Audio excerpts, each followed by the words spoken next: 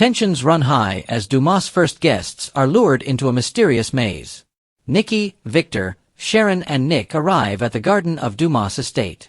Marveling, they realize it's a maze. Carter, Dumas' assistant, explains that at the center of it, they'll find lunch and an itinerary for the day. Sharon gushes, "What a wonderful idea!" Nick frowns, "Is it?" Sharon forces him to admit it's unique. Victor is told by Carter that Dumas will join his guests once they all arrive. Carter intones, "Please, enter." Victor says they were on the train with Billy and Sally. Where are they? Carter says they've gotten a head start as they hear their voices from within the maze. In the maze, Sally thinks they're lost. Billy jokes that maybe Victor will never find his way out of the maze. Sally's feeling very Alice in Wonderland. Why? Billy marvels at how over the top all of this is. Sally thinks Dumas wants them to enjoy themselves. Billy thinks it will be an interesting few days. Billy and Sally keep going until they reach the center of the maze. They marvel at the elegantly set table and buffet of food. She gushes over the whimsical details and gorgeous colors. This is just the beginning of God knows what. Billy reminds her he's the only one who spoke to Dumas. He snarks about Victor and then announces he's starving. They debate over whether or not to touch the buffet. Sally insists they wait, so Billy keeps busy by kissing her. In the maze, Nikki complains that her shoes were not made for trekking through a maze. Sharon urges her to think about it as an adventure, which earns her a dirty look. Victor guides Nikki to a bench to sit and declares, "This is ludicrous."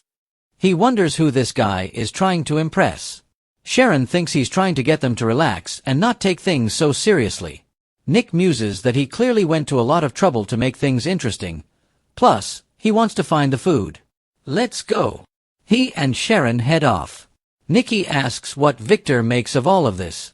Is this friendly or predatory? The marvel over the theatrics. Victor feels he's trying to impress someone. Nikki senses that Victor has a plan. She'd love to know. He smirks, in due time. As they continue trekking through the maze, Sharon and Nick reminisce about a maze they once built out of hay bales for faith school. She tells him he's a good father and a good man. Nick will take the compliment. "Thanks for saying that. It means a lot." In the center of the maze, Billy takes photos to document what's going on. One of the most reclusive billionaires in the world is about to reveal himself. This is great for Abbott Communications. Sally tells him he's brilliant. He says she's the most beautiful thing here. They bicker again about him wanting the food.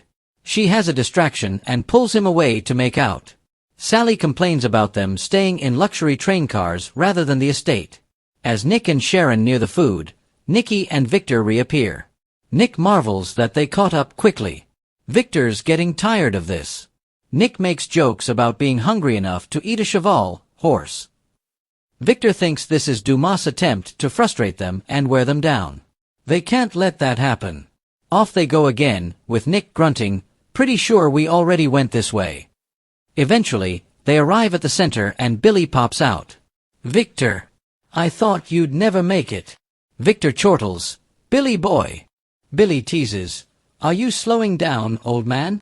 Nikki sniffs, "That was uncalled for." Victor mocks him for being all puffed up. Billy reminds him Dumas reached out to him. Victor wonders if he's bait. Billy keeps it up, so Nick tells him to chill out. Nikki warns Victor and Billy to set aside their animosity for the rest of the trip. Victor thinks Billy's in way over his head. Billy counters that Victor keeps acting like the center of the universe, but he has no idea what's going on either. Victor says they'll see about that.